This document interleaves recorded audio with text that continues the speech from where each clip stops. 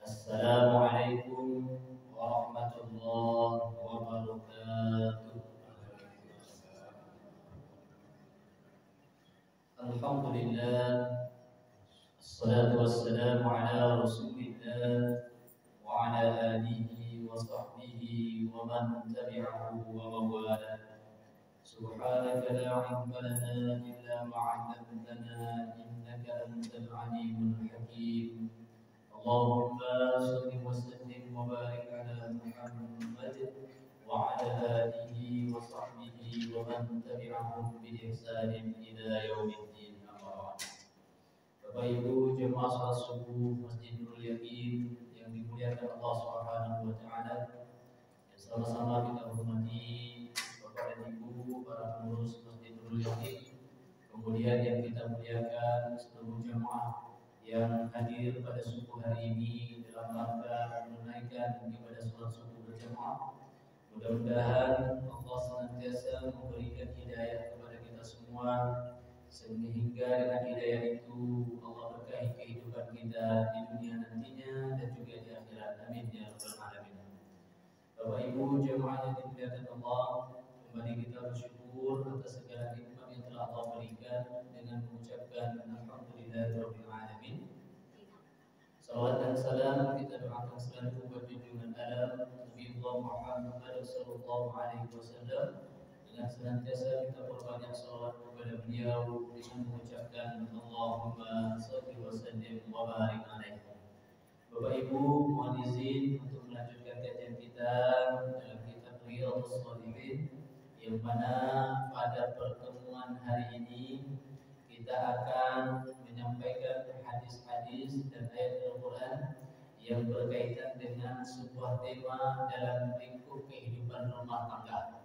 Dalam tema kehidupan rumah tangga. Kalau dalam bab fikihnya, fikih munakahat, fikih pernikahan. Di antara bab fikih pernikahan itu adalah bab tentang bagaimana hubungan suami istri dan keluarga. Maka Bapak Ibu yang dimuliakan Allah, pada subuh hari ini kita beri judul sesuai dengan judul yang disebutkan dalam subtema hadis ini, yakni memberi nafkah kepada keluarga. Memberi nafkah kepada keluarga. Kalau disebutkan tentang memberi nafkah kepada keluarga, Bapak Ibu semuanya insya Allah adalah orang-orang yang telah memiliki pengalaman yang banyak tentang hidup berumah tangga, atau asinnya bab kehidupan rumah tangga. Jadi di dalam kajian ini Bapak Ibu bukan ingin untuk memberikan pengajaran, tidak, tapi untuk sharing tentang hadis-hadis bagaimana pandangannya terhadap kehidupan rumah tangga, khususnya dalam bagian memberi nafkah tersebut. Nah, jangan-jangan Bapak Ibu, mohon maaf, ada beberapa hal mungkin yang tidak terpenuhi bagi kita sebagai kepala keluarga, sebagai suami ataupun sebagai seorang ayah. Nah, apa batasan-batasannya? Nah, inilah yang akan kita coba bahas dalam kesempatan yang terbatas ini. Bapak Ibu yang dirahmati Allah Subhanahu wa taala, kita mulai dengan sebuah hadis Nabi sallallahu alaihi wasallam agar nanti nampak betapa luar biasanya memberi nafkah kepada keluarga tersebut, Bapak Ibu. Dari Abu Hurairah radhiyallahu anhu, ia berkata, Rasulullah sallallahu alaihi wasallam bersabda, "Satu dinar yang kau belanjakan fi sabilillah dan satu dinar yang kau belanjakan untuk memerdekakan budak, satu dinar yang kau sedekahkan kepada orang miskin, dan satu dinar yang kau belanjakan untuk nafkah istrimu, di antara hal di atas kira-kira pahalanya yang lain lebih besar." Nah, memberikan satu dinar untuk fisabilillah. Ada orang baik jihad, baik jihad ke medan perang, maka kita bantu dia satu dinar untuk bekal dia, maka pahalanya sama dengan kita mau menjadi orang yang berjihad juga. Artinya bagaimana pahala orang berjihad itu, Bang? Sama ujung yang kita dapatkan karena kita menyumbang untuk memberikan sumbangan kepada orang berjihad. Tinggi atau tidak tinggi itu nilainya? Tinggi, ya. Nah, yang kedua, 1 dinar yang kau belanjakan untuk memerdekakan budak. Kira-kira pahala memerdekakan budak kau besar atau kecil? Besar, Pak. Jangankan memerdekakan budak, memberikan santunan setiap bulan saja kepada orang-orang yang du'afa saja luar biasa pahalanya. Apalagi memerdekakan seseorang yang sudah hidupnya bergantung kepada kehidupan orang lain. Besar. Yang ketiga, 1 dinar yang engkau berikan kepada fakir miskin. 1 dinar kita berikan kepada fakir miskin. 1 suap saja, Bu. 1 suap nasi ibaratnya, tapi janganlah sesuap ibu kasih nanti. Kasihlah 1 bungkus. Tapi ibaratnya Pak, 1 suap saja yang kita berikan kepada orang-orang yang miskin kelaparan. Itu kalau ditimbang Bapak Ibu, ada sebuah riwayat menyebutkan ditimbang sebuah amal orang Bapak Ibu beribadah 70 tahun. Kemudian ibadah 70 tahun ini ada lagi orang yang berzina 7 hari. Kemudian orang berzina 7 hari ini ditimbang lagi dengan orang yang memberi makan 1 kali makan orang yang kelaparan. Pahala 70 tahun itu dikalahkan oleh orang berzina 7 hari, sedangkan 2 ini dikalahkan oleh orang yang memberikan 1 kali makan kepada orang miskin. Luar biasa pahalanya. Makanya dalam riwayat yang lain disebutkan lebih baik dan lebih utama pahalanya orang yang memberikan 1 kali makan kepada orang yang kelaparan, orang miskin, dibandingkan dengan dia sholat sepanjang malam.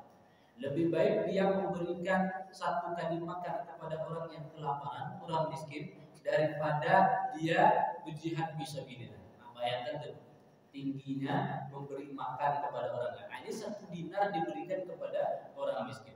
Nah, ketiga bagian pahala di atas ini Bapak Ibu itu tinggi nilainya. Jihad fisabilillah, memerdekakan budak, memberikan harta kepada orang miskin, semua itu nilainya, pahalanya tinggi di sisi Allah. Akan tetapi kata Nabi Sallallahu Alaihi Wasallam, dan 1 dinar yang kau berikan kepada istrimu jauh lebih di atas itu. Nah, jadi luar biasa. Jadi beruntunglah orang yang begitu baik dan begitu istilahnya loyal dengan keluarga. Jadi aku cari Pak, mohon izin Bapak Ibu, mungkin Bapak Ibu pernah merasakan Pak, ada orang-orang yang memang betul-betul apa yang bisa dia berikan, apa yang ada pada dirinya diberikan semua untuk keluarga. Tidak ada perhitungan sedikit pun. Ya kalau kita Pak dapat gaji misalnya, dapat rezeki dari luar, dikasihkan kepada istrinya. Nah, nanti biarkanlah istrinya mau ngasih berapa. Nah, orang-orang yang macam ini Pak ada Pak, itu diperhatikan, ditanya kepada orang-orang yang misalnya karirnya meningkat, hartanya semakin banyak. Apa kata dia? Saya tidak peduli Ustaz dengan uang. Dapat uang berapa pun, saya langsung kasih tahu kepada orang rumah saya. Nanti terserah dia akan atur. Nah, gitu. Saking dia percaya, yakinnya keuangan itu dipegang oleh istrinya. Maka orang-orang yang loyal seperti ini biasanya ngalir rezeki. Lalu dia bekerja kerjanya bagus. Tapi kalau ada Pak, misalnya mohon maaf, yang terlalu perhitungan, kira-kira ada enggak orang yang perhitungan kepada istri dan anak? Ada. Tapi jamaah kita kan enggak, ya. Jamaah kita ini insya Allah Pak paham betul tentang bagaimana menjalani kehidupan rumah tangga yang baik. Negara gitu dong Pak.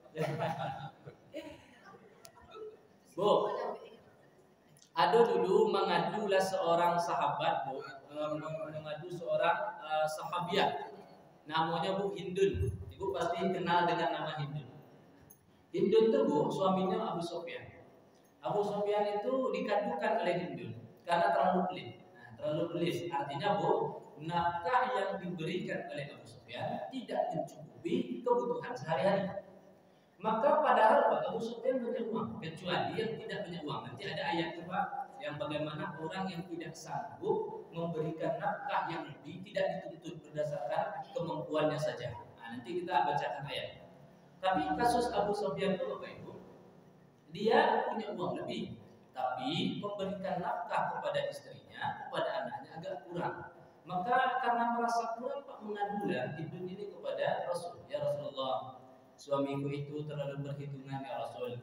Boleh tidak aku mengambil uangnya? Itu boleh tidak aku mengambil uangnya? Kira-kira apa tuh? Suami kurang memberi nafkah. Ya Bu ya, apalagi gini Bu. Dulu katakan misal mohon izin, dulu 2 juta 1 bulan misalnya ya. Nah sekarang kalau 2 juta diberikan sembako sekarang kan agak sedikit pendapatannya, berkurang lah ya, berkurang. Nah suami tidak mau nambah lagi Bu, padahal dia mampu, kecuali tidak mampu. Nah kasusnya seperti itu ini. Nah ketika itu dia ditanya, boleh tidak kita mengambil uang suami kita? Kata itu kepada Rasulullah, boleh. Nah, yang enggak boleh. Jadi aman tuh, aman kalau seandainya pengen mengambil uang suami kalau tidak cukup. Tapi jangan diambil saja. Jangan ambil saja. Ada orang ya, Pak. Kalau nyeceke, kalau nafkah tidak terpenuhi, Pak, dan dia punya uang banyak, Pak. Misalnya suamiku banyak PT, Pak, tapi memberi nafkah kepada istri, anak terbatas, dan anak istri sudah mengadu istri. Bang, nafkah kurang, Pak.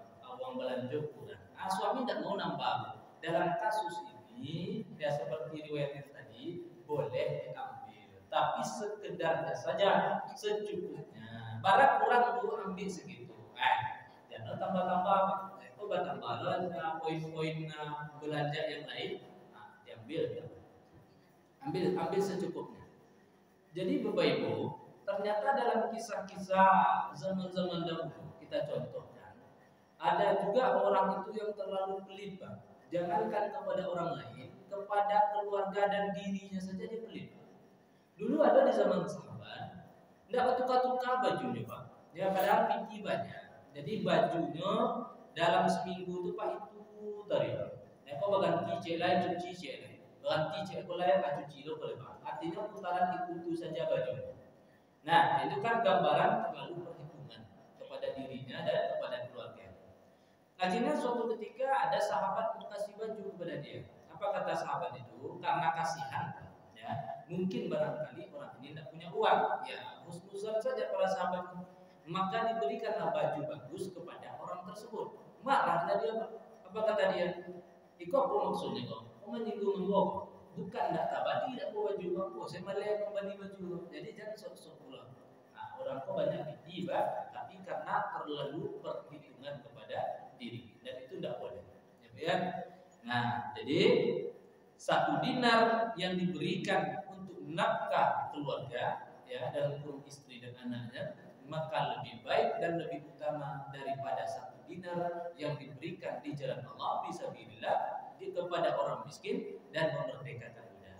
Bapak Ibu, para ayah, para suami dimanapun dia berada, mereka adalah orang-orang yang memiliki keutamaan dari sisi Allah dan Rasulnya, orang-orang yang memiliki pahala yang luar biasa kalau ditunaikan dengan ikhlas, Pak. Tapi kalau tidak niatkan Allah, dan juga dapat. Makanya wajar Bapak Ibu, kalau si suami berangkat bekerja, kemudian dalam perjalanan qadarullah dia meninggal dunia akibat mungkin ada kecelakaan atau sakit dan lain sebagainya, maka dia sama dengan jihad fisabilillah. Nah, makanya Bu, pahala suami mencari nafkah sama dengan pahala orang berjihad fisabilillah, sama seperti perumpamaan orang menuntut ilmu. Nah, itu sama-sama. Dan kalau dia meninggalnya mati syahid. Nah, Bapak Ibu yang dimuliakan Allah Subhanahu wa taala, jadi kita coba misalnya dalam Al-Qur'an, ya, ayat surah At-Talaq ayat yang ke-7.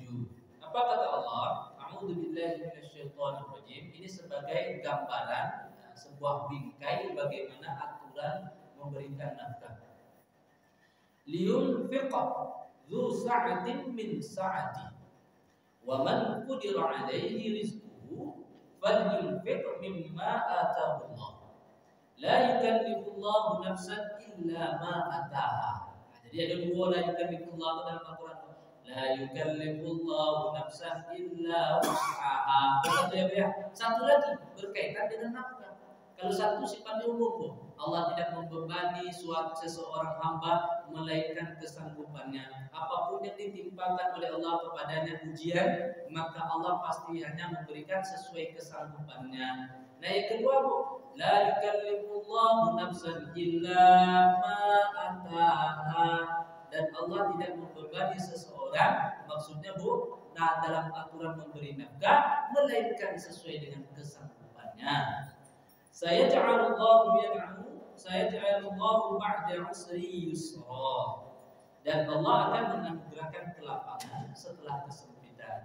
ayat itu harus menjadi pedoman bagi sepasang suami istri, bahwa di ujung ayat ini Pak, Allah akan menganugerahkan kelapangan setelah kesempitan. Jadi setiap keluarga itu pasti akan mengalami fase-fase sulit itu. Selama sepanjang dia menikah, tidak ada sebuah keluarga sepasang suami istri tidak merasakan kesulitan. Mohon izin Pak, Bapak kan sudah lama menikah, Ibu sudah lama menikah. Apakah sepanjang pernikahan itu Ibu tidak pernah merasa sulit? Ada ya Bu? Ada.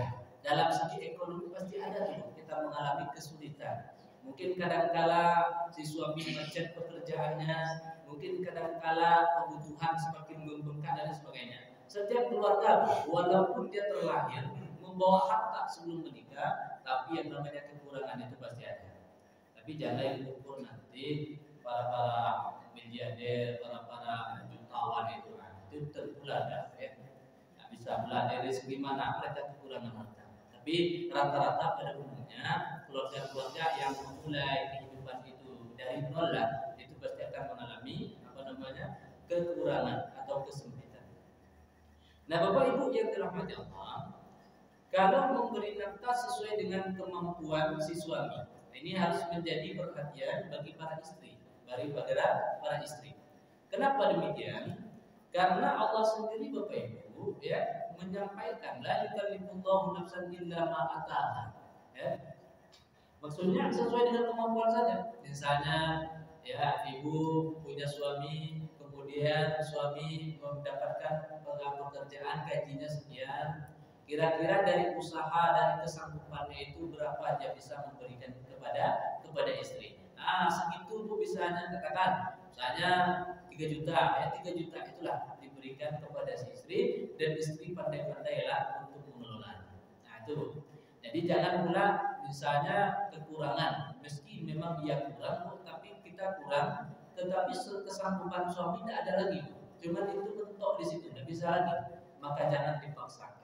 Banyaknya letak rumah tangga, ya kemudian suami melakukan penyimpangan gara-gara persoalannya dimulai dari sini, ya dimulai dari sini. Si istri merasa tidak bisa, si istri merasa tidak terpenuhi kebutuhannya, sehingga dia lebih banyak menuntut kepada suaminya, sehingga suaminya Bu kalau sudah hilang akal, laki-laki ini mudah untuk melakukan apa saja. Nah, jadi makanya Bu Bapak Ibu yang dimuliakan Allah, dulu para istri di zaman salafus saleh itu mengingatkan selalu Bu ya kepada si suaminya ketika suami akan berangkat kerja. Kata para istri dulu Bu ya, wahai suamiku, berangkatlah engkau bekerja, tapi jangan sekali-kali engkau mencari harta dengan cara yang haram. Nah, itu pesan istri dulu Bu.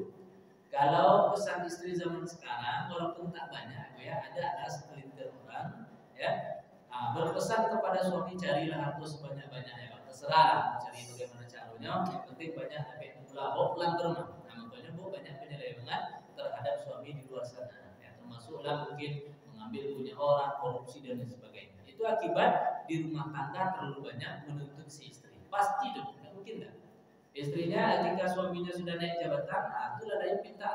Akhirnya gaji tidak jauh bertambah, pangkat aja naik sedikit, gaji tidak jauh bertambah. Akhirnya tuntutan karena malu, karena gengsi, abang tidak bisa kalau emang waktu aku harus diganti alailah nakal suami. Gaji tidak bertambah banyak, tapi untuk pengen berganti lebih bagus. Akhirnya apa? Banyak terjadi penyelewengan yang dilakukan oleh suami. Makanya istri-istri di zaman salafus saleh itu Bapak Ibu berpesan, duhai suamiku, carilah rezeki, ya carilah nafkah, tapi jangan pernah engkau cari dengan harta yang haram. Kenapa demikian? Karena kami sanggup ya menahan lapar, kami sanggup menahan dahaga, tapi kami tidak sanggup untuk menahan pedihnya siksa neraka. Orang kan kalau sudah mengambil harta orang lain, ya, kemudian dibawa kepada keluarganya, berarti diberikan kepada keluarganya makanan atau harta yang haram. Nah, orang yang memakan harta yang haram la yadkhulul jannah, tidak masuk surga. Walaupun dia rajin sholat, walaupun dia rajin beribadah dan lain sebagainya, kalau sempat dia mengkonsumsi dalam kehidupannya makanan-makanan atau harta-harta orang lain, harta haram, maka ibadah tadi Bu tidak akan bisa membuat dia kepada surga Allah. la yadkhulul jannah. Siapa yang enggak masuk surga? Yakni nabata lahmul min suhtin. Itu dia. Jadi dalam prinsip ini mencari nafkah untuk keluarga mesti dengan cara yang halal. Biarlah sedikit pun. Biarlah bapak bawa ke rumah, si suami bawa ke rumah sedikit dengan kesanggupannya tadi, dengan pekerjaannya tadi. Jangan pernah mengabaikan apa yang diberikan oleh suami. Karena kalau sudah begitu, nah banyak suami yang akhirnya mencari tambahan dengan cara yang tak baik. Nah, jadi kalau si istri kau mendukung di rumah, Pak, insya Allah tidak akan terjadi keanehan atau penyelewengan bagi suami. Nah, tapi kalau si istri pulang suaminya ke rumah, tapi istri justru menuntut banyak hal, maka terjadilah hal-hal yang di luar kendali si suami. Nah, jangan disalahkan suami kalau suami lah banyak mencari sesuatu yang salah karena di rumah mulai. Maka Bapak Ibu yang dimuliakan Allah Subhanahu wa taala, dari ayat ini ya berarti Bapak Ibu beri nafkah sesuai kesanggupan. Dan kalau orang itu banyak banyak dia punya harta, tidak masalah lebih. Ya itu lebih baik. Kemudian misalnya istrinya minta 1 bulan itu untuk kebutuhan rumah tangga sekian, misalnya katakan 4 juta. Tapi si suami ini kaya, dia pengen bekasi lebih, itu lebih baik. Ya, jangan ibu tahan-tahan nanti. Cukuplah sini bang 4 juta aja lah. Kalau suami kasih ambil. Nah, Bapak Ibu yang dimuliakan Allah SWT, kita berpindah sedikit. Nafkah itu setidaknya bukan hanya harta, tapi dalam kajian hadis fokus kita pagi hari ini adalah nafkah harta saja, ya, nafkah harta yang dibahas. Nah, sedangkan nafkah bagi istri dari suaminya setidaknya ada beberapa. Satu, makan. Ini yang pokok yang utama. Makan, minum. Itu yang paling pertama, yang harus didahulukan daripada yang lain. Makan, kemudian pakaian, kemudian tempat tinggal, kemudian perhatian, kemudian pendidikan. 5 pokok. Kalau sudah dipenuhi oleh suami 5 ini, berarti dia sudah memberikan nafkah kepada si istri. Taulah, pakaian sudah, makan, minum sudah, kemudian tempat tinggal sudah. Kami masih kontrak, Pak Ustaz. Nah, tidak masalah, nanti ada tempat tinggal. Nah, kemudian yang keempat, yakni perhatian. Perhatian ini penting. Kelanggengan hubungan rumah tangga yaitu dimulai dari perhatian antara satu dengan yang lain. Yang kelima adalah pendidikan. Kira-kira dari 5 ini insya Allah sudah diberikan oleh suami, berarti suami sudah bertanggung jawab sebagai posisinya sebagai seorang suami. Tapi Ustaz, kami tidak ada pendidikan, Ustaz. Berarti belum. Pendidikan itu penting dalam rumah tangga. Mohon izin Pak, bukan Bapak kan sudah melalang buana dalam rumah tangga. Tapi ini untuk generasi muda, anak ataupun cucu. Pendidikan ini penting. Misalnya si suami harus dibekali dengan pendidikan. Makanya ada pendidikan pranikah bagi suami istri, agar nanti tahulah si suami ini apa saja yang harus diberikan kepada istri. Dan kalau si suami tidak bisa memberikan pendidikan, khususnya pendidikan agama kepada si istri, maka si suami mengantarkan ke pengajian. Ya, diantarkan oleh suami pengajian. Karena abang deh tidak bisa mengajari kau tentang agama ini, abang juga terbatas, maka untuk itu ya abang antar ke pengajian, antar ke majelis taklim, antar ke kajian ini. Berarti si suami sudah memberikan dalam bentuk pendidikan, perhatian, makan, minum, kemudian pakaian, tempat tinggal. Kalau sudah terpenuhi, berarti itu sudah diberikan nafkah. Bapak Ibu yang dirahmati Allah Subhanahu wa taala. Kemudian dan barang apa saja yang kamu nafkahkan, maka Allah akan menggantinya. Ini ayat surah Sabat ayat yang ke-39. Yakni wa ma anfaqtum min syai'in fa huwa yukhlifu. Dan apa saja yang kau berikan kepada keluargamu, kepada istri, kepada anak, insyaallah Allah akan menggantikan. Nah, ini Bu, bentuk tadi kalau ada orang yang loyal kepada keluarganya, pasti itu bertambah-tambah. Pasti bertambah-tambah ya. Hartanya mudah dia dapat, karirnya mudah dia capai, kemudian dia bisa mencari rezeki-rezeki dari cara yang lain. Kenapa? Karena dia memprioritaskan keluarganya, diberikan apa yang dibutuhkan seperti itu, ya kata Allah misalnya, dan apa saja yang kau berikan pasti Allah akan ganti. Apalagi Bu, misalnya seorang suami berniat berangkat dia pagi hari itu selesai subuh itu berniat dia untuk mencari rezeki untuk keluarga dan anak dan istrinya, maka itu biasanya dimudahkan. Kita ambil sebuah hadis Bu misalnya, ini hadis sebenarnya berkaitan dengan memberi, konsep memberi. Misalnya Bu diturunkan Pak, ada 2 malaikat diturunkan ke bumi pada subuh hari, turun ke bumi ya. Dan 2 malaikat ini mendoakan 2 orang. Satu orang mendoakan orang yang rajin sedekah, satu. Yang satu orang lagi, yang malaikat satu lagi mendoakan orang yang tidak rajin sedekah. Artinya orang pelit. Maka bunyi redaksinya Bu, Allahumma a'ti. A'ti itu memberi. Berarti apapun yang diberi, termasuk pemberian seorang suami kepada istrinya. Kan kalau dia berangkat kerja itu Bu, dia berniat untuk memberikan nanti rezeki itu, pendapatan itu kepada istrinya. Allahumma a'ti munfiqan khalafan. Ya Allah, karena orang ini suka memberi, maka tambahlah ya Allah.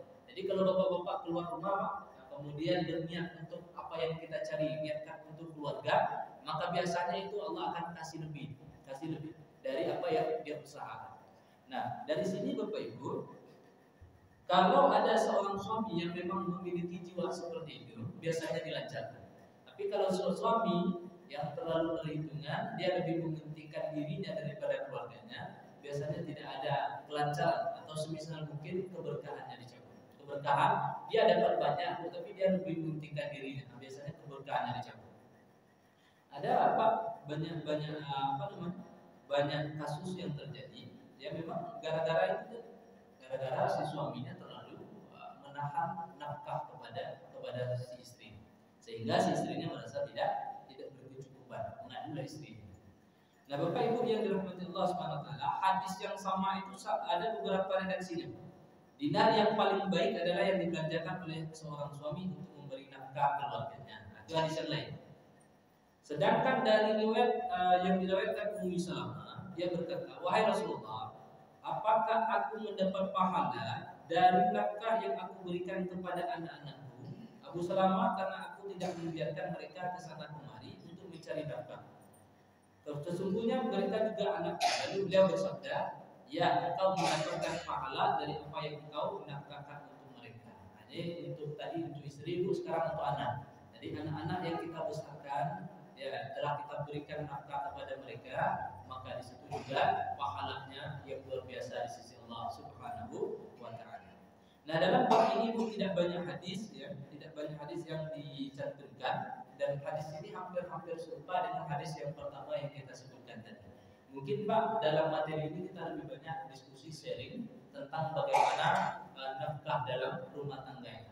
Ada orang yang cukup bertanya aja Pak, kira-kira nafkah mana yang lebih utama memberikan kepada istri dan anak ketimbang orang tua? Nah, kira-kira Pak, kalau ada orang tua, kalau ada anak dan istri, mana yang utama didahulukan memberi nafkah, untuk orang tua atau untuk istri? Pengalaman, apakah kita dahulukan istri atau dahulukan orang tua? Orang tua itu khususnya bagi anak laki-laki, dia memiliki tanggung jawab kepada ayah dan ibunya sampai dia wafat, sampai ibunya meninggal. Tapi tanggung jawab itu tidak dibebankan kepada ibu-ibu, karena ada kisah Bu, ya, kalau tidak boleh memberikan bantuan, tidak boleh kita memberikan oleh suami, ya Bu ya. Misalnya suami ini melarang ibu, ya, melarang kita kaum perempuan untuk berbagi dengan ayah dan ibu, maka tidak boleh berbagi. Kecuali ibu dia punya pendapatan sendiri. Contoh, istri bekerja, suami bekerja. Yang dilarang oleh suami ini, janganlah engkau berikan uang hasil kerja kerasku ini kepada ayah dan ibu. Maka tidak boleh uang suami ini tidak boleh dibagikan kepada ayah dan ibu. Nah, tapi kalau uangnya sendiri tidak ada masalah. Si suami tidak boleh mengatur keuangan istrinya ini. Maknanya tidak boleh mengatur, bukan tidak mau tahu, ya. Tapi si suami tidak boleh melarang kalau itu adalah hasil jerih payah si istri. Nah itu gambaran mana yang lebih utama, ya, antara memberikan nafkah kepada istri atau kepada orang tua. Orang tua. Kalau dia anak laki-laki, baik. Ya. Kalau dia anak laki-laki, ya, itu dalam berlaku adil terhadap memberi nafkah, ya Pak. Misalnya ada kisah kita kemukakan 2 minggu atau pekan yang lalu itu tentang orang terkurung dalam gua itu. 2 minggu yang lalu. Yang ada bagian terakhirnya, Bu, yang dia berdoa, ya Allah, dulu aku punya seorang ibu, kemudian ibuku itu biasanya aku berikan dia pulang dari kerja, aku berikan air susu. Nah pada hari itu dia tertidur, anakku menangis karena lapar, kemudian istriku juga lapar, tapi aku dahulukan ibuku. Maka kalau itu menjadi sebuah amal soleh yang engkau ridhoi, maka bukakan jalan. Akhirnya jalan itu kan terbuka. Nah dari kisah ini bisa diambil Bapak Ibu, mendahulukan bukan berarti mengutamakan. Maksudnya gini, dalam kisah ini Bapak Ibu, dalam harus paham kisahnya dulu. Dalam kisah ini, pemuda yang berdoa itu dia memiliki air susu yang banyak. Artinya ada untuk ibunya, ada untuk istrinya, ada untuk ibunya, ada untuk istrinya. Nah, air susu ini biasanya dia bawa untuk kebutuhan keluarga. Nah, dalam kisah ini Bu, poin dia adalah mendahulukan ibunya ketimbang dari anak dan istri. Bukan berarti nanti kalau tidak ada lagi air susu ini, anak dan istrinya diabaikan. Tidak begitu cara. Nah, di sini dia cuma perannya mendahulukan, karena lebih memuliakan, mengutamakan orang tuanya. Bukan berarti Bu, misalnya kita punya gaji misalnya 1 juta, ya kalau 1 juta cukup untuk anak dan istri. Di antara pula 1 juta atau sekian banyaknya kepada ibu. Nah, artinya Pak, tetap juga memperhatikan nafkah untuk istri dan anak dengan tidak mengabaikan memberikan nafkah kepada orang tua. Nah, persennya mungkin kalau dalam keadaan keuangan sedikit, mungkin sedikit untuk orang tua. Jangan lebih banyak kepada orang tua ketimbang kebutuhan rumah tangga. Itu saja. Jadi kalau seandainya banyak pula orang tua, nanti takutnya yang menjadi kewajiban sebagai seorang suami tidak terpenuhi. Nah, kalau sekete dibagi sekete untuk ibunya, untuk ayahnya, nah, dan juga jangan lupakan untuk anak dan istri. Nah, ada di Pak Ibu, di sebuah cerita, si istri ini Pak tidak sanggup lagi dengan si suaminya. Kenapa tidak sanggup? Karena dia curhat bahwa suaminya ini terlalu mementingkan orang tuanya. Jadi dia itu terbatas, tapi lebih juga mengutamakan keluarganya, artinya ayah dan ibu. Sehingga Bu, si istri ini kadang-kala tidak makan, kadang-kala susah untuk membuat masakan untuk keluarganya. Nah, makanya dia tidak sanggup lagi. Ya, si suami terbatas, tapi lebih mementingkan ayah dan ibu. Nah, ini juga terlalu tidak bijak. Yang bijaksana itu adalah tetap memprioritaskan tanpa mengesampingkan. Jadi pandai-pandailah mengatur. Nah, jadi pandai-pandai mengatur. Ya, tidak juga dihabiskan semuanya kepada keluarganya. Jangan lupa juga untuk memberikan kepada ibunya. Nah, mungkin itu.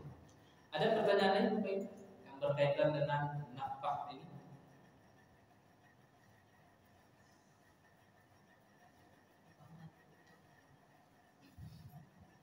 Rasulnya tidak ada, artinya dengan pengalaman ibu tidak ada masalah selama ini, kan tuh, tidak ada masalah. Alhamdulillah, ya, alhamdulillah di antara nikmat Allah Bapak Ibu adalah diberikan kesempatan menua bersama, ya, tidak ada problem yang berat, ya, dalam rangka nafkah ini lancar-lancar saja. Nah, itu luar biasa. Ya.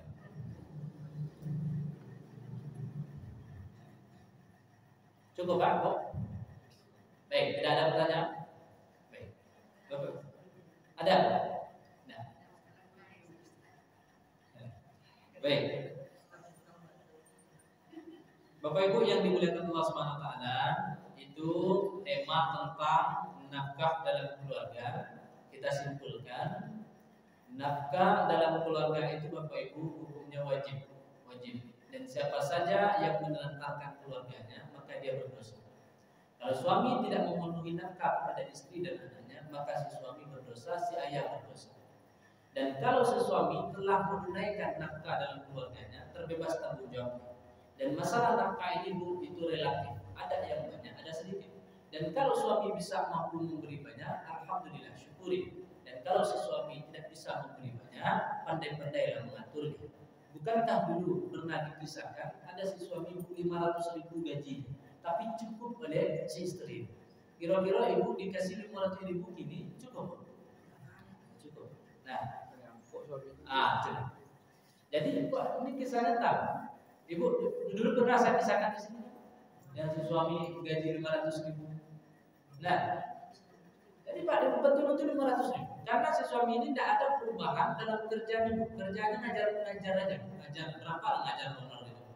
500.000 Pak. Sebulan ini sejak menikah 500.000. Bulan kedua 500.000. Bulan ketiga 500.000. Tidak ada pendapatan lain.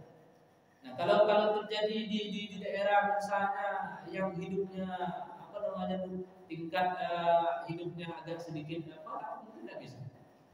Sebulan pertama Bu 500.000 aman. Bulan kedua suami masih ngasih 500.000 aman. 6 bulan setelah itu adalah mulai kacau. Abang tidak bisa saya naik. 500 juta saja yang bisa mencari. Nah, mulai itu setahun pernikahan ada perubahan 500.000. Abang serius lah, ganti lah macam-macam kata sisi. Nah itulah yang sesanggup suami. Dan suami yang baik akan selalu mengupayakan untuk mencari yang terbaik untuk keluarga, untuk istri dan anak. Nah Bapak Ibu, itu saja materi kita pada subuh hari ini. Mudah-mudahan bermanfaat. Ya, lebih dan kurang hadis ini memotivasi kita untuk memberikan keyakinan penuh kepada kita bahwa apapun yang telah Bapak berikan kepada keluarga, insya Allah akan menjadi pahala yang luar biasa di sisi Allah. Dan boleh jadi Pak, dengan yang kita berikan itu jalan kita menuju surga. Amin ya rabbal alamin. Demikian saja, terima kasih atas segala perhatian, mohon maaf atas segala kekurangan. Bila taufiq wal hidayah. Assalamualaikum warahmatullahi wabarakatuh.